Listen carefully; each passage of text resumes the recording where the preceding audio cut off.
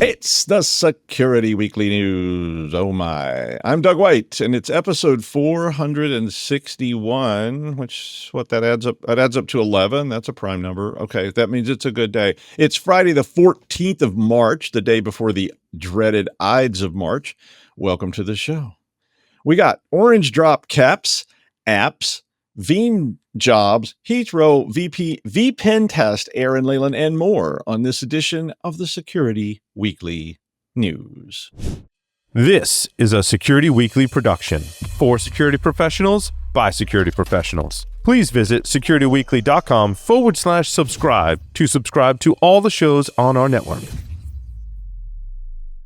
We interrupt our program to bring you this important message. It's the show that keeps you up to date on the latest security news twice a week. Your trusted source for accurate security information and expert analysis. It's time for the Security Weekly News. Imagine a world where every threat, ransomware, supply chain attacks, zero-day exploits, is stopped before it can even begin. ThreatLocker makes that world a reality with a zero-trust approach to cybersecurity. By giving you granular control on every executable that can happen in your environment, ThreatLocker protects your business around the clock. No more guessing, no more gaps, just rock-solid protection that keeps your operations running smoothly and your data secure. Discover how ThreatLocker's least privilege approach can safeguard your organization against known and unknown threats. Take the first step toward total peace of mind. Visit securityweekly.com/ThreatLocker today. All right. From the island of Elba, it's the Security Weekly News. Hit that like and subscribe button and leave a comment just because your mom told you not to. Do it. Go ahead. Just come on. Push the button. Go on. It's just asking to be pressed. I won't tell anybody. Yeah, we're good. All right. You know, I think I know we've all installed an app at some point. We probably all installed that app that we installed because we were waiting on a taxi in Russia and we weren't sure that we needed the app, but we needed the Russian taxi app and we couldn't read Russian. And so we just said, yeah, all right. Yeah. Maybe it was on an enterprise device. Maybe it was on our home computer. Who knows? Some of you, I'm not saying who, you know who you are, installed a lot of apps. I mean, like some kind of app hoarding situation. Yeah. Well, IAS Threat Lab reported that over 300 Android applications that have been downloaded 60 million with an M times from Google Play were adware or credential stealers or both. And they call this campaign Vapor. I don't know what they didn't say why.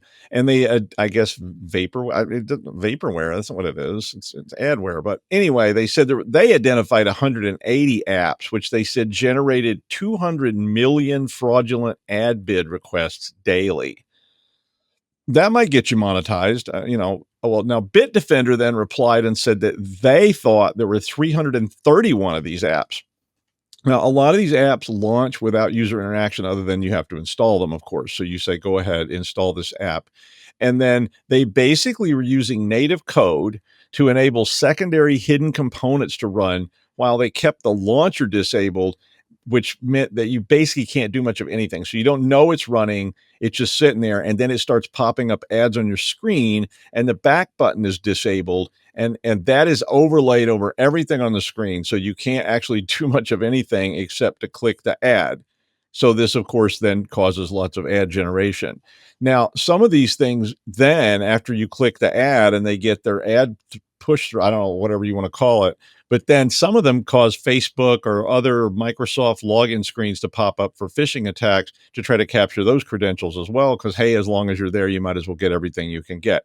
Now, all of these got through because they did meet the criteria for Google Play by providing whatever functionality was listed. There was some like water monitoring ones, like out of his monitoring equipment or something. But I mean, they had hidden things inside of them. And I guess Google Play didn't do much beyond just look at the app and say, yeah, it says it measures water or something. It measured it. Okay. Now, I think what this tells us is it's probably a good time to review your app install policy, even if it's just your own personal app install policy. You know who you are, Mark. I mean, I personally don't like to install any apps until I have researched it. But we've all been there. We've been, it's like, install this app to do this. scan this QR code and put this app in so you can get a free donut or whatever.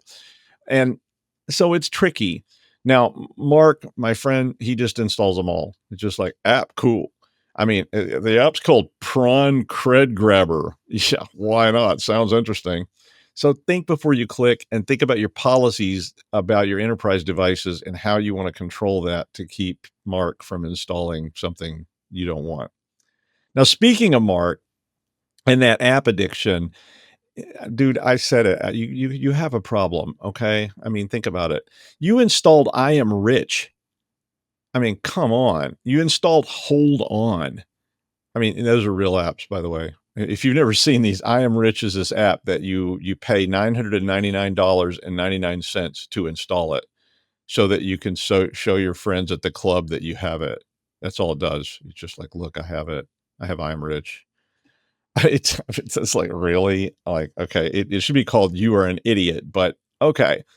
Hold On. You have to hold a button down on the screen as long as possible. Amaze your friends with your, I don't know, thumb strength. Anywho, as you might know, compromised mobile devices are a huge threat, as we just said. Zimperium estimates that around 1 out of every 1,000 devices that they examined had either been rooted or jailbroken. Now, that represents about 0.1% of total devices on the planet, which is, I guess, not a real huge issue. But a lot of you like to jailbreak your devices or root them, depending on what kind of device you have. And I mean, and that's fine, right? I mean, but it does mean that rooted devices or jailbroken devices are a lot more vulnerable to compromise because they sometimes allow things to do things that are restricted by the original device. Android devices were the highest rate of compromise. So they were compromised at about 1 in 400. iOS was better at 1 in 2,500 to get down to that, 1/10.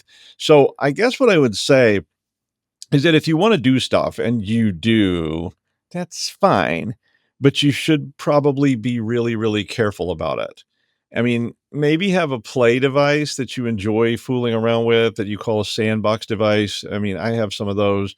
You can test things, you can try things, but you should treat that device like someone asking if anyone feels like dancing in Strasbourg in 1518. Or, somebody with the plague asking if you have a glass of water to spare in 1347, although I don't think anybody actually drank water in 1347. Like, water was death in the Middle Ages. But I mean, I get it. It's a blast to jailbreak phones. I mean, I got a twister box. I got all kinds of tools that you can use for this. Make them run Doom. It's fun. But maybe don't do that with your main device that you're going to carry around with you that has, your crypto wallets and your passport and everything else on it. But if you do, just be careful with them. And again, think about your policies about, do you want all your employees running around with jailbroken phones? I don't know. Well, Veeam patched a critical remote code execution vulnerability in the backup and replication software that they provide, which would impact only domain joined installations. So this is if you took your Veeam server and you joined it into your domain, which I think most everybody does. You probably shouldn't do that, but that's sort of the way everybody thinks about it. The flaw is found in certain version of Veeam backup and replication, and it is fixed in version 12.3.1.1139. Did you get that? But that was released yesterday. The flaw is a deserialization problem. And those are really scary things, right? Because deserialization, I know most of you know this, but sometimes we have listeners that don't know all these more esoteric kind of things. Deserialization is a process of converting something from, like, say, a JSON or some other kind of, binary object back into a system object. Because serialization turns it into that, deserialization turns it back. So if the serialization process of taking a coded object on your system and turning it into something like a JSON, well, if you can inject something in that serialization process, then that something will be there when it's deserialized later, and that something could do all kinds of things because that deserialization process may well run with a lot of privilege. It's kind of like dropping a junior mint into a body cavity during thoracic surgery, and nobody notices and they just sew them up. We did a case once for this. They had left like surgical towels in this guy's stomach. It was, I had to watch the videos. It was a lawsuit thing. It was like, what? Years. This guy had these rotting towels inside of his stomach, and he complained and complained, and they would just always go, "Oh, you're fine. Here, take some Tums." And yeah, then finally one day he finally convinced somebody to cut him open and do an X-ray and all this stuff, and they were like, "Hey, what's this? I bet that smelled good." Anyway, the flaw here would allow some code to be there in your backups that shouldn't be there. So your Veeam backup attached to your domain. Ransomware gangs love Veeam. Oh, they love them, because if they can get access to your Veeam server, guess what they can do? They can delete your backups and or encrypt your backups and encrypt all your data, and they can extract all your data before they do those things so that they can then do that, multi-layer ransomware stuff. The advice from Veeam was to review their best practice documents and disconnect your Veeam server from your domain. So, again, backup server, private VLAN, that kind of stuff. You know the drill. Well, the job market's always weird. You've heard Aaron and Josh talk about this a lot recently, and this whole thing. I mean, you see all these stories all the time that say 10,456 open positions for psychoneuroimmunologists. That's a real job. Going unfulfilled. And then, you go out and say, okay, I'm changing up. I'm going to go get a psychoimmunologist degree. And then, then you can't find a job.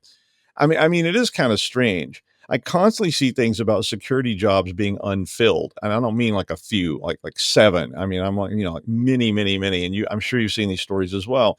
But I also have a lot of people turning around and asking me about said jobs. I had somebody yesterday say, I need a job. And I'm like, oh, aren't there like hundreds of thousands of jobs unfilled? But according to 2025 U.S. Cybersecurity Job Posting Data Report by CyberSN, which covered job listings. But you got to be careful when you read these things. What they're talking about is job listings from 2022 to 2024.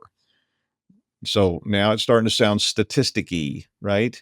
They said there was a 40% increase in cybersecurity/privacy attorneys, whatever that is. No, I mean, I know what it is, but that's not exactly where we all sit, right? I mean, you have to be an attorney, I guess, with the slash, or is it two separate? It wasn't clear. They claim that there's a growing importance of governance, risk, and compliance with mounting regulatory pressures. I actually LOL'd. I was like, I think your story's a little bit dated already, folks, because that's not exactly what's going on right now. At least if you've seen any other news headlines about, chainsaws and things coming for regulatory agencies. So I'm not totally convinced that prediction is accurate. I'm sure there are facts. 2022 to 2024, okay, maybe, but it seems like all these other regulatory jobs are getting slashed. I don't know. They also said there was a declining demand for titles like security engineer, security analyst, and DevSecOps that they attributed to AI-driven security automation. So that's where you go out and you buy a tool and it says enhanced with AI, and then you lay off half your staff and end up hiring people back 2 years later. And, there's also a lot of concerns I have about this kind of analysis where these titles change and so forth. So I don't know. They said cloud security engineer positions have fallen by 43%. That's probably because people figured out that cloud security was just security. Is there really a special thing for cloud? I see that all the time where they're like, cloud this. And I'm like, isn't cloud just like a mainframe cluster you're attaching to remotely?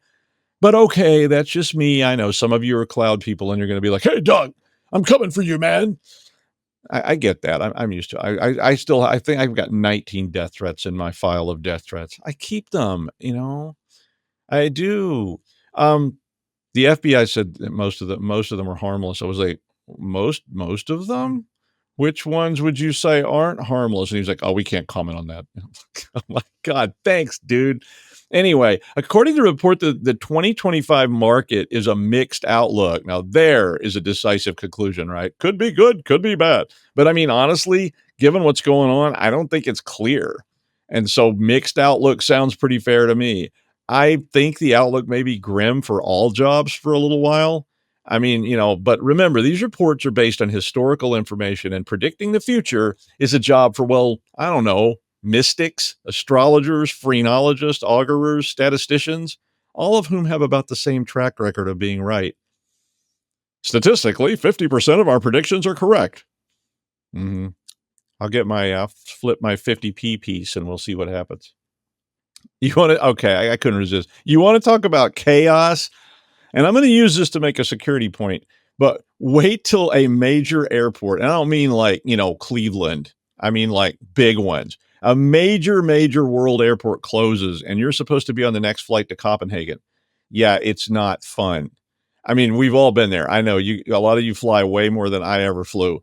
But I mean, Heathrow, which is one of the largest and busiest airports in the world. I mean, the place is like a city inside if you've never been there. I mean, it's down. Not just like, delays, it's like closed because there was apparently an electrical substation fire nearby that caused all power to be out for Heathrow. Now, that kind of stuff always seems to start a lot of conspiracies and things like that, but it also sends an actual tremor around the world. I mean, if you've ever seen airline logistics systems, I have never seen anything like that. They're absolutely insane, and you don't think about it like that. It's like, now this 777 is at gate 10, needs to fly to New Jersey at 1500 hours, and then it will leave New Jersey 15 hours after it arrives to fly to Johannesburg, and if all that fails, we're canceling flights across the globe. And since it's sitting here at Heathrow and we don't know when it's going to leave, well, none of that's going to happen. So you need to wait here near the gate because we don't know how long. And we'll send down some diapers and baby formula, but we probably won't. And there is a candy machine on the Z concourse that probably is already sold out. And then you finally reach your friend on the phone who lives nearby, and he says he's stuck in Prague and nobody could get in his apartment, so he doesn't have a way to get the key to you, and all flights are down, so you might as well just stay at the airport. Well, apparently this fire started last night, and it hasn't affected, this is the interesting part, and this is where it comes to be germane, it hasn't affected the data centers around Heathrow. Now, this, of course, triggered all kinds of conspiracy stuff, but I'm not buying it. I'm not a big conspiracy person. Heathrow says they're going to be down for a full day, international global disaster kind of stuff. The data centers are not. Now, obviously, maybe they're on a different substation, maybe they're on a different power line, but, they're likely up, not because of some elaborate Illuminati-inspired conspiracy, but because they have backup power so that they don't go down. Now, this is an interesting point for security people. I don't know why Heathrow doesn't have backup power, but you should, right? I mean, Heathrow's got 1,000 aircraft being moved around every day, so it's going to be a fun time for everybody there. Now, they say check your airline app for guidance, but good luck. Now, the point here is to remind yourself to check out your power plans and your disaster plans. I audited people who had backup generators, and we said, fire them up. Let's see if they work. And they said, oh, we can't do that. We can't turn them on. That would cause chaos. And I said, well, how do you know they work? And guess what?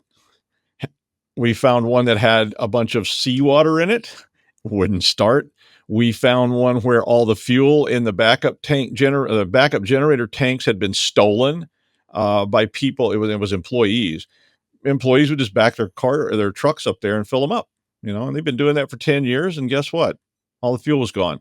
So it's not a bad idea for this Heathrow disaster to maybe trigger a review by you of what will we do. And you got to also think about the upstream, right? Because what if the router that you're connected to, which is not under your control, is down? Do you have a backup plan? How long can your business stay off and still function? So it's make it a positive thing for your company. vpentest said they conducted over 10,000 automated internal network pen tests last year and said they have identified some key gaps. They provided a list of the top 10 things that they found. So if you're interested in this kind of stuff, these are much more detailed. But here were their groupings. 50% of the things they found are you shouting out zero days? Elaborate hacks? Nope. Misconfigurations. Welcome to the final round of the misconfiguration tournament. Yeah, I mean, it makes sense though, right? Did you forget to correct that chmod 777 that you set to get the web app to work? Yeah, seen that one. Did you connect the management interface to the internet and not change the default password from password? Yeah. Did you leave your bit buckets open? 30% missing patches. I mean, you've heard it from me more than you ever wanted to, I'm sure. Fix that patch management process. I remember people saying it took them 6 months to get a patch in place. because they had to do all these tests and reviews and flow charts and all this stuff. And I'm like, wow. So as patches piled up in this workflow, you're basically going, I think your patch schedule is now going to be longer than the expected heat death of the universe, which is a roughly 10 to the 100 years. I mean, kind of like it was a waterfall model. I was on a project once, and basically the project was so obsolete because the waterfall planning process was taking like 7 to 10 years.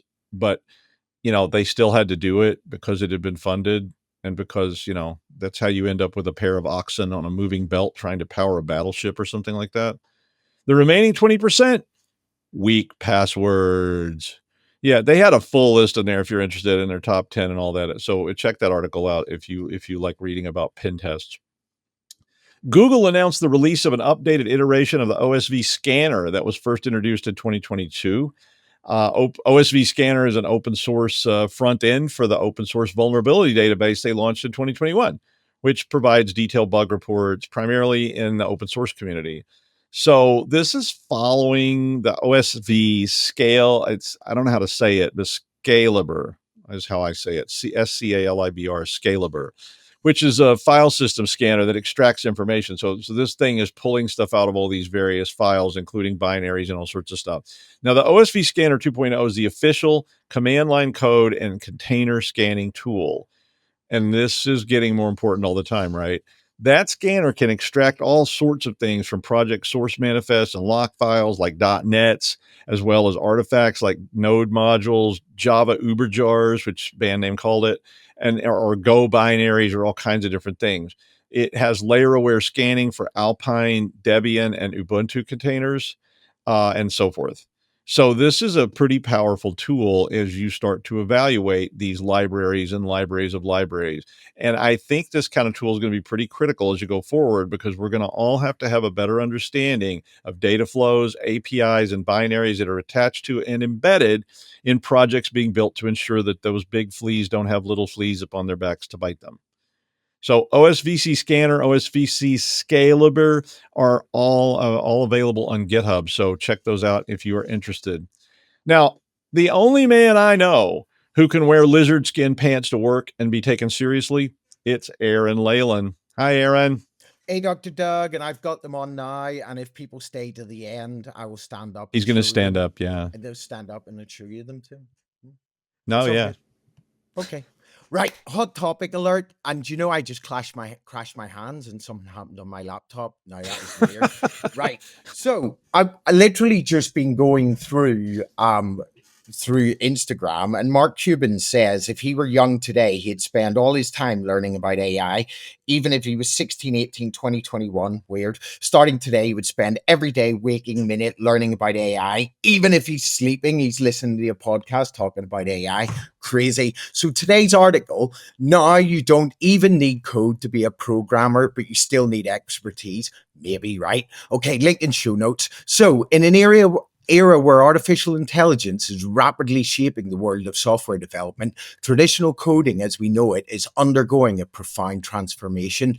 Andrzej Pathy, a well-known figure in the AI community, he's declared the hottest new programming language is English. Go figure, right? High level language. Okay. So this is heralding a shift where large language models empower developers to rely on natural language prompts instead of manually writing code. So this new approach, which is being called vibe coding, kids love vibing, right? I love the vibe, enables programmers to simply describe a problem in plain English, letting the AI generate the underlying code. Sir Karpathy even admitted that when faced with error messages, he often resolves them by copying and pasting suggested fixes. So an approach that, while efficient, still requires genuine programming expertise to ensure the final product works correctly. Okay, so obviously met with skepticism by Gary Marcus, and he's arguing that AI-generated solutions merely replicate existing code without delivering real innovation. So these debates underscore a central point. While AI tools dramatically boost productivity, and they do, and automate routine tasks, they're saying they cannot fully substitute the creative problem solving and deep understanding that experienced developers bring to complex products. Honestly, I believe we're only 6 months away from new thoughts on this. we should be progressive thought leaders on this because it's coming, and it's coming in 6 months, I promise you. So there's also recent news which further illustrates this evolving landscape. Reports indicating, and Doug was talking about this earlier as well, about jobs, that job postings for software engineers in the United States have fallen by over 1/3 compared to their pandemic peak. So a trend partly driven by companies adopting AI tools that enable smaller teams to produce more output. So major firms like Salesforce and Google are rethinking their hiring strategies. So Salesforce CEO Mark Benioff has suggested that AI-driven efficiency gains might even lead to hiring freeze in certain engineering roles, while Google notes that a significant portion of its new code is now AI generated. Go fish, right? Despite these shifts, industry leaders such as Simon Wilson continues to emphasize that AI should be seen as an augmenting tool rather than a replacement for human developers. So he's detailed guides on leveraging AI co-pilots for code stress, that understanding, testing, and refining AI generated code remains crucial. And he goes on that an approach that ensures the quality and reliability of software, even as a role of a programmer. I see that a lot of like AI generated code maybe has 10% errors, but I'm promising you this is changing. So they go on to say, ultimately, the transformation brought by AI in coding is not about making programmers redundant, that's what they'd say, but about redefining what it means to be a software engineer. The future of programming lies in a synergistic partnership between human ingenuity and AI efficiency, where the ability to craft effective prompts critically assess generated code. I'm going to go on about this some more in a minute. And then they go on, integrated innovative solutions become paramount. And they go on about the evolving paradigm changes programmers to continuously adapt, learn, and innovate. But that's what we do anyway, right? Ensuring that even as traditional coding practice change, the need for skilled creative problem solvers remains as essential as ever. Well, maybe, at least for today, but honestly, I don't think this is correct anymore. And I truly believe this is changing. A whole rethink will be required. So some people, really famous people, are even starting to argue that schools shouldn't focus on teaching students to code the old-fashioned way. Instead, they believe that the emphasis should shift towards teaching students how to work with AI to write code. The idea behind this is that advanced AI tools are now available, right? Tools that can generate and even debug code, and better ones are coming. So they're saying it might be more valuable for students to learn how to effectively communicate with these systems. And that means understanding, and this is all of how this all works, how to craft clear, concise prompts and review the AI's outputs, and then integrate that code into larger programs. Look, at the same time, it's really important to remember that having a solid grounding in program basing concepts still currently remain essential, right? Okay, even if AI is doing much of the heavy lifting, they're sort of saying understanding the underlying principles of how code works helps you catch errors, refine solutions, and truly innovate. Look, this argument's changing. We're going to have to rethink it in 6 months. Think about job security. And this is something that I've been saying for a while. Your job will not be taken by AI, but by individuals proficient in using AI. And that is my current best advice. I used to tell people, get in the cloud. Now I'm saying, get in the AI, get into its applications, valuable tools, all aspects of life, professionally and personally. Honestly, studying AI thoroughly is essential. Rapid advancements in the field. You got to understand it. We're heading towards universal basic income, societal changes. It's all going George Orwellian. And I'm telling you now, you want to be more of the more equal pigs. Okay, back to Dr. Doug in the island, who remains irreplaceable by AI as they use him in training AI systems. Dr. Doug. That's why they're so messed up. I do 100% agree with you, Aaron. I think that people need to learn to, and I think that people need to adapt how they teach people to code, but you do still need to understand how code works. I mean, if you don't understand basic coding structures and constructs, you're not going to understand what the AI is doing, and you're very quickly going to become obsolete. And you don't really want that.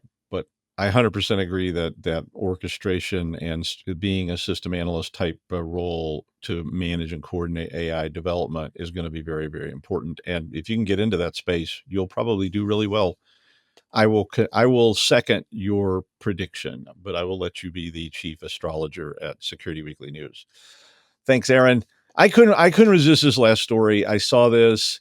It reminded me of so many different things. Now, the first time I learned what a capacitor was when my roommate caused one to explode in his electrical engineering homework, and it blew little chunks of ceramic all over his face, and there was like part of his hair was smoking. It was quite interesting. I heard this little pop sound like a 32 caliber pistol in the next room, and I was like, well, yeah, okay.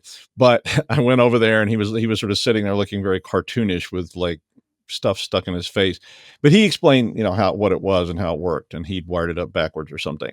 But since then, I did learn a lot more about them. My 1967 Marshall amp had to have its caps, as those in the biz call them, replaced. Lou showed me one time how these legendary orange drop capacitors could be faked in China by putting cheap caps inside of fake orange drop bodies that look like orange drop capacitors. And these are like these super desired, expensive capacitors. And they were just taking these really nasty, cheap ones and putting them down a little. I was like, what? But then, when I took my amp in to be refurbished, the tech was like, what caps would you like? And offered a selection, it was like a fine wine. It was just this nuance of how this capacitor would affect the sound of the amp and all that. And I was like, I don't know. I just want to play Smoke on the Water, dude. But anyway, motherboards have them too, which is where the story came from. In fact, motherboards have a lot of them. Those are little round things you see, and they don't always have to be round either. They can be all kinds of different shapes, but basically the stuff all over the motherboard. Yeah. So there was back in 2000, this led to this urban legend thing, especially in the overclocking world, of all kinds of crazy stuff that might happen when people were really trying to push their systems to the max. And you saw posts about stuff bursting into flames, popping sounds, people running screaming with bits of ceramic stuck in their face, that kind of thing. It was called the capacitor plague. And there were rumors that basically what had happened was really low quality capacitors were being sold to fairly reputable companies, and they were using them. So again, like this fake orange drop thing.